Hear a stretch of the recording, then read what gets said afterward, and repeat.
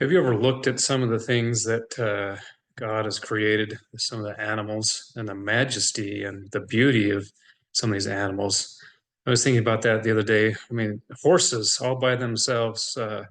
Look at just the beauty of that animal, the muscularity they have, the utility they have, just the beauty. And I think there's so much value in appreciating what God has given us. Here's another picture of another horse I thought was just amazing. Big, long mane, the muscular features of this horse, the power and the strength.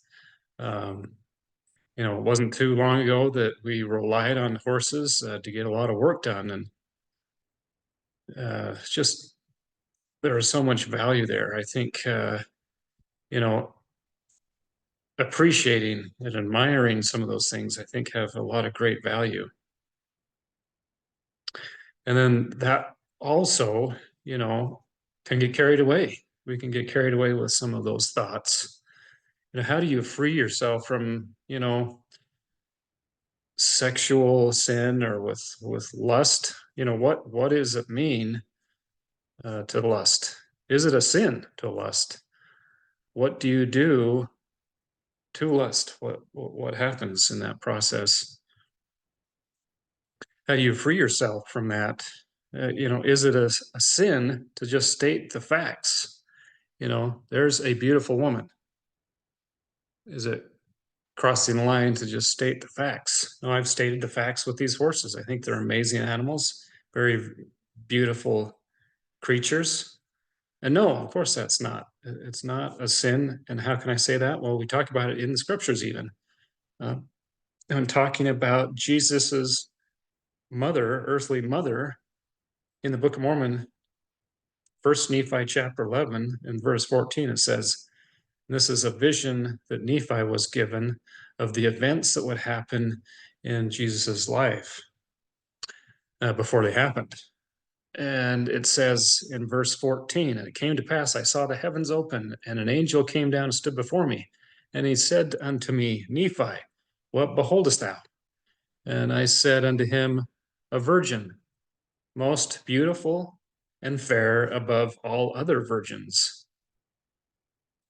So, yeah, even in the scriptures, it talks about someone, a woman being beautiful, fair above all other virgins.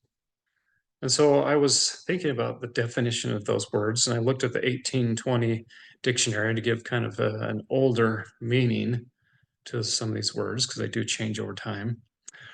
And one of the definitions of beautiful is, of course, handsome, uh, having handsome features or face. Thou art a fair woman to look upon, as it talks about in Genesis, pleasing to the eye, handsome or beautiful in general, um, fair, meaning elegant in form, having a form that pleases the eye, expresses more than just handsome, or a beautiful woman is one of the most attractive, you know, objects in nature's works. So, stating the facts. What if you go beyond that and you say to yourself, wow, look at that? Why don't you just look at that and what I wouldn't do or what I want to do or all of those other things that come with added thoughts? Is that the line? Have I crossed the line? And I would say yes. And we go back to the Bible in Matthew 5:28, Jesus says, whosoever looketh on a woman to lust after her hath committed adultery with her already in his heart. And so, for a long time, I thought, well, as long as I don't visualize having an intimate relationship with that woman, I'm okay. I can just do about just about anything else. As long as I don't visualize that, then I'm all right. Is that right? No, it's heading down the wrong road. And matter of fact, you could probably even lust after your wife. Well, that's a different subject, but So basically, stick with the facts. Free yourself. Just stay with the facts. You know, your mind is a very powerful tool. And what happens if you let your mind slip into inappropriate areas and you're lusting after someone? What happens? It's almost like you're setting up a false reality.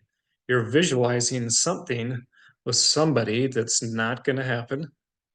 It's fantasy world. And even if you get to know this young lady, what you're visualizing is still fantasy. So what are you doing? You're putting chains on yourself. You're frustrating yourself. Why are you spending time on something that won't happen or can't happen the way that you're lusting after? You know, it's almost like you're in a desert, wandering aimlessly looking for food and water, probably more so water at first. And you see this mirage ahead, and you think in your mind, finally, I can get some relief. I can find some food. I can find some water. I'll be able to satisfy these bodily needs. And so you get all worked up. Your mind gets all worked up in indulging or having, in this case, necessities, but having those things fulfilled. And then you get there and you find out it's all fake. It's a mirage. It wasn't real. It was never real. And then, but what's happened in your mind? You're all worked up still, and it's not good. You put chains on yourself. And lust is like that. Why get all worked up and increase your appetite for something that isn't real? Why put chains on yourself? You know, she's not doing that. She's just walking around. Why do that? Stick with the facts and only the facts. Unfortunately, we're surrounded by that in public, in TV, billboards, ads, everywhere you go, in the gym. But you have control. You can remove those things from your life. And the things you can't remove, I can't say to myself, I'm going to stay in my house for forever because there could be some immodest lady walking around and I can't control myself. Just you're not an animal. You can control your mind. It is not easy, but thoughts come. You can't always control with the thoughts, but you can control what you do as soon as they come in. Stick with the facts and then move on. Another thing that you could do is fill your mind with so much good. There's no room for any bad. I don't know if any of you guys have tried to garden before. It's not an easy project. There's some work and there's some effort and there's some strategy and there's a lot of information I still need to have a successful garden. But the point is, let's say you have this plot of ground and you leave it unattended. What naturally will come in? Weeds, a ton of weeds, and they'll grow like crazy and take over everything. So let's say you go outside after it's taken over with all these weeds and you clear out all the weeds. What do you need to do? Well, the next thing you need to plant good things. Put in some tomatoes and some carrots and beans and peas or whatever you like, and water them. Give them some attention. What'll happen? They'll take over the whole garden. And you don't get weeds. You might get a little teeny weed here or there, but they can't grow. Isn't your mind like that? What if you fill every spot of your ground? If you got idle time you don't have to do anything. Your first thought should be, what is the best thing I can do with this extra time?